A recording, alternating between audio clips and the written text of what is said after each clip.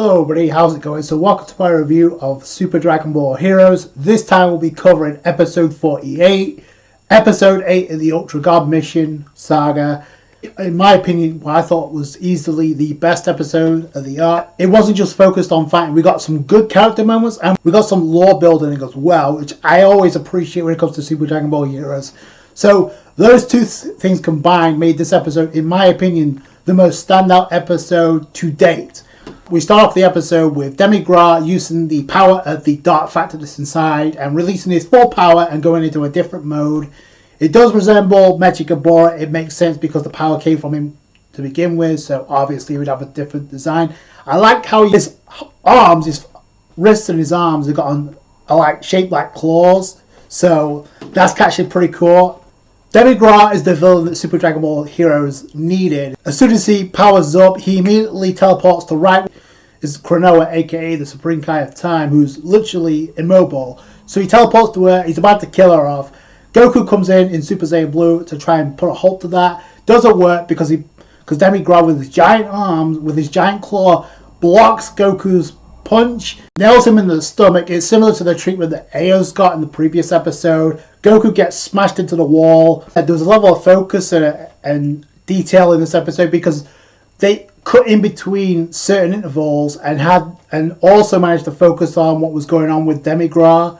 So that was actually pretty cool how they did this. The interesting thing about this episode dropping around this weekend, I was actually waiting for the sub version to drop anyway. But before the episode dropped, I checked out Super Dragon Ball Heroes Big Bad Mission Chapter 7. The review will be out tomorrow. It's already public and available on Patreon if you care to check it out. It's in the link in the description box below if you want to check that out. What's interesting is both that chapter and this episode have very similar, if not identical, themes to one another. It's eerie because in this episode, it's basically a group of individuals coming together. Fighters have been forced to fight each other, coming together to team up to achieve a certain goal. We see this with multiple examples in multiple areas in this episode. We see it with Vegito and Yamacha. We see it with future Gohan and Zeno Trunks. We see the beginnings of Kranoa, aka the Supreme Kai of Time, and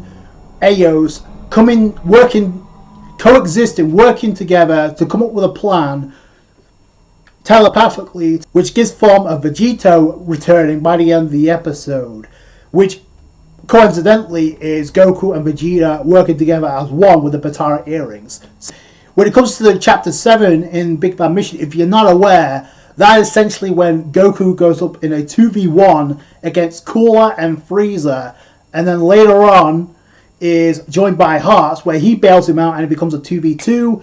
And then Goku and Hearts team up to achieve the goal of getting the Red Star Dragon Ball so they can wish themselves off that copy Universe 7 that few created. So, like I said, it's very eerie how both are themes of the chapter 7 and episode 48 coincide with one another. It's eerie. Speaking of Cooler and Frieza, we go to their ancient ancestor, Lord Chilled. Now, I appreciate this part of the episode for two different reasons. One, it gives us lore about Chilled actually doing some damage to Vidro's clan back in the day, because we actually literally get somewhat of a flashback where Lord Chilled literally slaughtered a group of people, I guess were in the same race as Vidro and her sister. By the way, I also find it cool how after all this time we finally get a name for this girl, other than calling her Yamcha's girlfriend. I've asked this question before when it comes to like Vidro and her connection, and maybe having a connection with Lagos, because the outfits, especially the abilities, are very identical to one another. The outfits are kind of few and far between, but it does resemble the one that Lagos had back in the Universal Conflict. We haven't seen her since, so I was hoping we might get something to that, because they definitely have the same abilities, because we see this with Vegito using glass abilities. The first part I like about the scene is we get some lore, and it involves Lord Chilled. He was a part of the episode of Bardock Special where that was basic fan service in a nutshell, with Bardock going Super Saiyan, defeating Lord Chilled. The other thing that I appreciated was we actually get to see Yamcha and Vidro actually team up, and it was effective. the combination they used was on point. Now, they did make it a point to actually highlight the fact that they've already taken down a few enemies because they've already done this. So that was kind of interesting. They coordinated their attacks because we literally see Yamcha and Vegito actually use the similar pose before they charge up their attacks. So that's kind of interesting to me. We got Yamcha using the Spirit Ball. And by the way, the art and animation was, when it comes to certain scenes, Yamcha powering up the Spirit Ball was one of them. So Yamcha powers up the Spirit Ball. Vegito actually conjures up the glass to actually surround the Spirit Ball. I love this team move that they used on Chill. They managed to take down Chill, which by itself, you could tell those in charge of Super Dragon Ball Heroes, this is not a joke anymore when it comes to Yamcha. They're doing something that Dragon Ball Z, Dragon Ball Super, and I'm struggling to remember if he even made a cameo in GT. And here, it's like Yamcha's dead.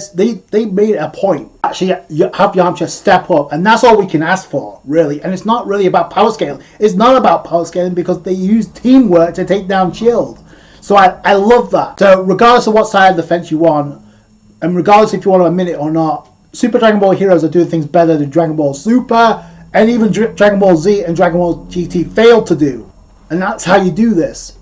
They managed to take down Lord Chill. Now, I don't know if he's done for good. We'll have to wait and see. But this is their one. This is Yamcha's one and shining moment, because not only did he and Vegito take down possibly Lord Chill, Yamcha also managed to survive being chased down by Mecha Frieza, and then grab the ferry that led their team to make it into the next phase. So this is not the first time they've handled Yamcha in such a way that didn't involve power scaling. The other thing I noticed about this scene is Vegeta and Hit were nowhere in sight. Vegeta, that was obvious where he ended up. And then Hit is not so...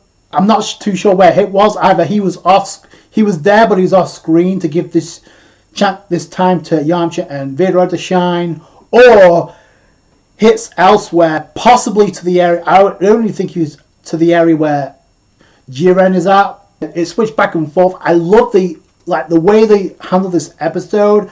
They used the time to their advantage, even though it's a less than 10-minute episode. They used every second counted when it comes to this episode. So I don't know if everybody else picked up on that. It went from the scene with Demigra at the beginning, using the power of the Dark Factor, going ham. Then it switched over to the area where we see Vegito and Yamcha team up and get a win. By the way, it's looking more and more like Vegito's not only going to become a girlfriend, but maybe Yamcha's wife. Because as the explosion took place, I love this, it kind of reminded me of Spy Family. So, because the explosion goes back in the background, and Vegito's the one that proposed, hey, let's get married. And Yamcha's like, what the hell? Which, I don't know why he's taken back by this, because it's not like you're doing much better. It's not like you were doing much better previously. So, why not go with that? So, I don't know if Vegito's going to be a mainstay after this arc, or wherever this series decides to go. So that's kind of interesting. But then it cuts immediately back to the scene with Demigra, and Goku's a mess. Like, he's already in base, he's already been beaten down, but then he's saved by Vegeta, who's in Super Saiyan Blue Evolution. I'm pretty sure he used the final flash just because of the pose Vegeta ends up with. This is what I'm talking about when it comes to like Cronoa, aka the Spring Hive Time, and Aos coming up with a solution to try and take down Demigra. And then it cuts to the scene where we get 13, Bojack, Slug, and Cell against Future Gohan and Time Patrol Trunks. Now, listen, I said this in my last review. I said that Cell was definitely going to be in the same area, where all you have to do is look at the surroundings to point that out. It makes total sense. It makes perfect sense from a narrative standpoint, because Trunks, and I probably said this in the last review, but just to clarify, both Trunks and Gohan at one point or another were responsible for taking down Cell. So it makes perfect sense. Now, it's two different versions of Gohan and Trunks, but it's still the same character, basically. So 13, Super Android 13, Bojack, Slug, and Cell all coordinate the blast simultaneously to they already took down Gohan, he was wrecked.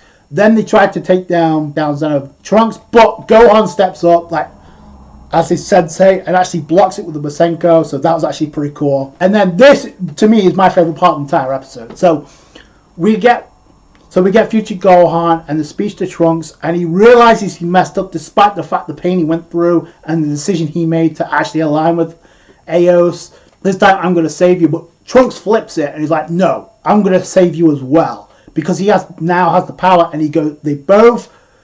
Gohan goes into a Super Saiyan, future Trunks goes into Super Saiyan God, where we see Trunks and Gohan working together. So I love that moment. And it shows how far Trunks has come. I said this when they fought. Like, Trunks didn't cry. He wasn't like hesitant on fighting Gohan. He obviously didn't want to do it, but he's like, he didn't blurt it out. He's like, no, he knew what he had to do this.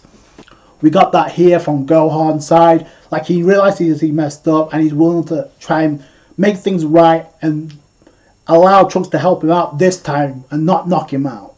So I don't know what's going to happen with Gohan later down the road. So that was easily the best part of the episode. Then we go back to Demigra moving in on Vegeta, but then all of a sudden Eos charges up and tries to restrict the flow of time around Demigra and stop him from moving so he can buy Goku and Vegeta time. So obviously for Konoha to give them the Batara earrings. It was off screen, but you can tell. Like, obviously Demigra, so it was kind of like trolling a little bit because he ends up powering out of it. He teleports right in front of her and he's about to kill her, but out of nowhere in comes Vegito, punches him in the face, and he's like, you're not doing that. You're up against me, Demigra. We're going to take you down. And that's how the episode ends. So now I have to ask this, because I mentioned this before in the last review, but I'm kind of curious what happens to Demigra by the end, because like I said before, he's much like Toei in that instance when it comes to Super Dragon Ball Heroes. They've been at the helm from the very beginning of the story in the game, not in the anime, on the manga, in the game. Basically each arc that pertains to that game is being promoted in the anime format. That's it. So Demigra is that very similar to Toei in that regard. They've been there since the beginning. They could finish him off because this is Demigra's ultimate crowning moment, regardless of whatever happens. I mentioned you're not going to get any better with Demigra. He is like the villain that Super Dragon Ball Hero has needed. He blows Few out of the water. He blows Mechikabura out of the water. Like, they're only obsessed with power. No, this guy's out for blood, and he's out to rule the entire demon realm and take out gods and mortals alike. So he doesn't care. So I'm kind of wondering if Rebel's going to play a role in helping out Demigra, if Demigra's on his last legs, or is the Batara fusion going to wear off before they get the chance to deal the final strike and Demigra dips after losing his power? I don't know. In the past, because of the past and because of how I feel about how they overuse fusion, I would have rolled my eyeballs at this because we literally just got Gogeta. However, after seeing the structure of this episode, I don't mind it at all, because with Vegeta fused with Goku and the spotlight and the screen time that usually would be reserved for Vegeta could go to characters who actually need it. Like, for instance, the fact this gave the chance for characters like Yamacha, Vidro, Trunks and Gohan the chance to shine, or these future Gohan and Time Patrol Trunks to shine, their chance to shine. And yes, I would have liked more from that, but you gotta remember, these episodes are not weekly, they're not even monthly. Like, we don't get these episodes once so often, very few episodes per year. So I don't mind this at all. I like the structure, the way I said, the screen time and the spotlight that will go to a Vegeta could go to a character who needs it, like Gohan and the two Piccolos that are fighting alongside one another right now. And like I said before, because we didn't see here, he may be going to the area that hit Jiren's at. Those are two characters that could use that time spotlight as well. So I kind of want to see the characters that do need their shine get their moment, get their flowers in this arc. So we'll have to wait to see where it goes. Like I said, I love this episode. It's definitely the best episode of the arc thus far. If they can continue with this structure going forward, where they could focus on Demigra and Vegito and then go off to elsewhere, to where we focus maybe on a Gohan and the two Piccolos. But what's going to happen? The thing to me though is, ask what's going to happen to Demigra. What's going to happen to Eos? Because we saw Gohan in this episode literally recognize he messed up, he screwed up despite what he went through. He chose the wrong path. What is the resolution? I said this from the jump. The resolution is going to be with Eos and Konoha, and Eos realizing maybe the way, because of their interaction with Goku, maybe she's gonna come to realize that what she tried to do to try and make one timeline. Maybe she's gonna come to realize current era and actually pass off the reins to Cronoa. Maybe so that could happen. Maybe she could be kind of like a vigilante character where she like rights the wrongs of of multiple timelines. Maybe because after squaring off with Goku, she definitely has the ability to do it. And there's obviously some type of connection. We kind of need. She obviously can't die. It's been teased twice that Demigra was gonna like finish off Eos, and then both times Eos was saved. So that's not done for random purposes. They're keeping Eos around for a reason. I think it's for a character moment. You know what? I screwed up. I messed up. I can leave the future to you. Go with it. So that's going to do it for you guys. Thanks for watching. Like the review if you did it. Thumbs up. I appreciate that. Subscribe to have more Super Dragon Ball Heroes. I appreciate all the guys' support. Catch you guys later. Thanks, guys. Bye.